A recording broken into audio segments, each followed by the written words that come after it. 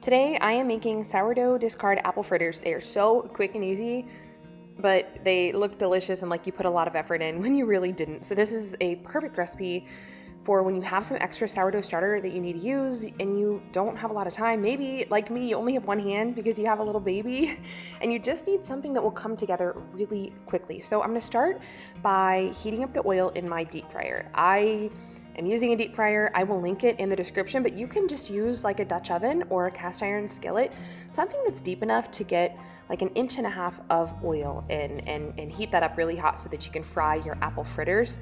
I'm filling up my flour and sugar here in the kitchen, go through a lot of those with all of my baking projects, but anyway, as far as frying, I use either lard, tallow, or coconut oil. I do not like seed oils, not a fan of those in this house.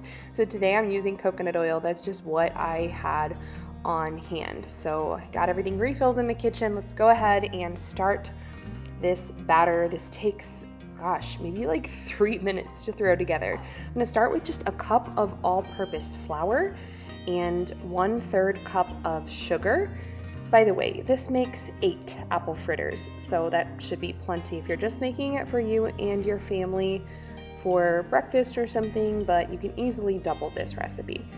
So next I'm going to add 2 teaspoons of baking powder, 1 teaspoon of salt, 1 teaspoon of cinnamon, and then I'll just whisk these dry ingredients together to make sure they're mixed up nice and evenly. And now it's time to add in the sourdough starter.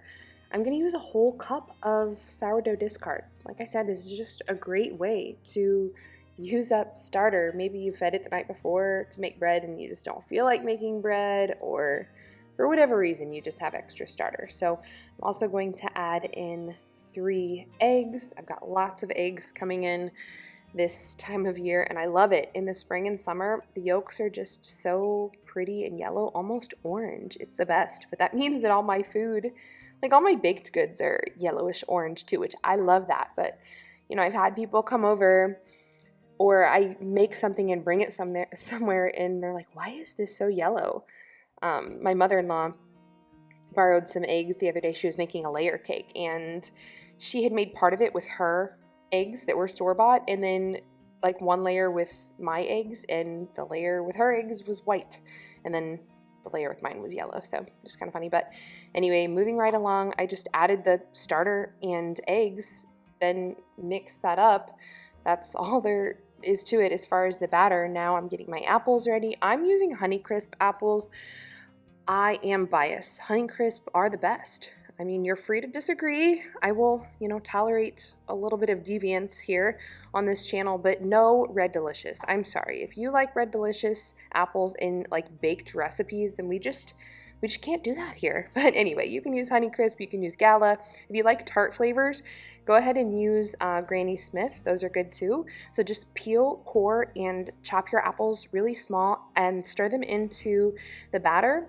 And your oil should be hot by this time. You want your oil to be about 375 degrees Fahrenheit. And then all you do is just drop spoonfuls of batter into your hot oil, about 1/3 cup of batter per each apple fritter. And then fry on each side for 2 to 3 minutes or until golden brown.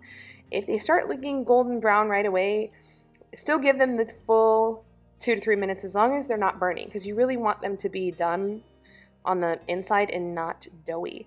So I'm transferring using a slotted spoon here so I don't make an oily mess and transferring these to a wire rack with parchment paper underneath.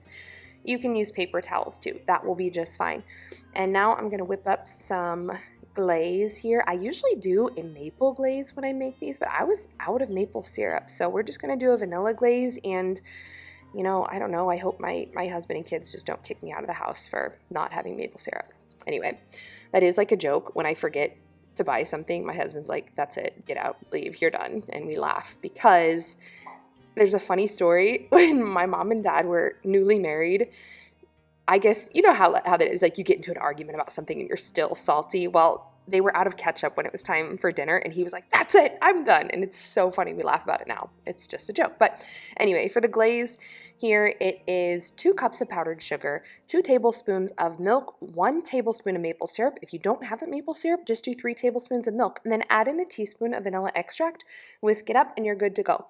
Pour it over your apple fritters, and that is that. I like to let them set up for, if I have the patience, that is. I like to let them set up for about 10 minutes, just so the glaze has time to set and it's not dripping all over the place.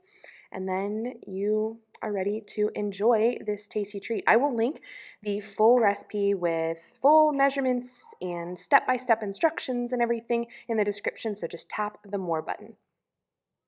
And be sure to subscribe if you want to see more recipes like this or just a little bit of our homestead and farm life.